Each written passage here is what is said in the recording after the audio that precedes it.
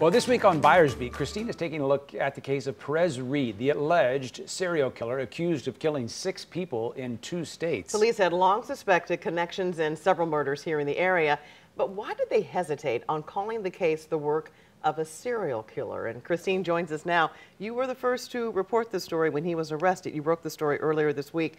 So why did they take so long to share with us that, yes, we think this is the work of a serial killer? So I was able to speak to several investigators who were close to the case. And basically the way it was explained to me is that they knew early on that the same gun was being used in the crimes, but they couldn't say for sure if it was the same shooter.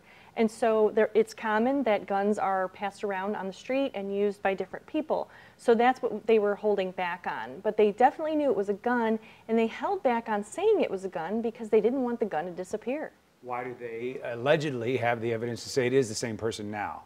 So after he was identified following 2 homicides in Kansas City, Kansas, they had a name, they had an identity, they had a physical description. They were able to match certain things of characteristics of his that matched surveillance footage of him after the killings in the St. Louis area, including certain tattoos and his shoes. What about for public safety reasons? Do they hold back information, holding back certain information that we think, as media, should know that we can share with people?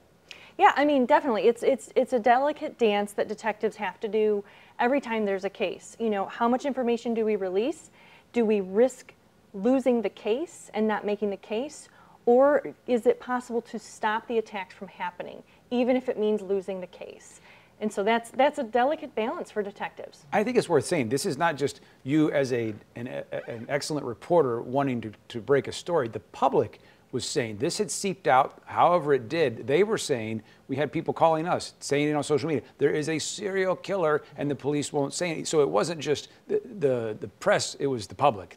Absolutely. I mean, we were getting inundated by people calling and saying, why aren't you calling this a serial killer? Why aren't you reporting it as a serial killer?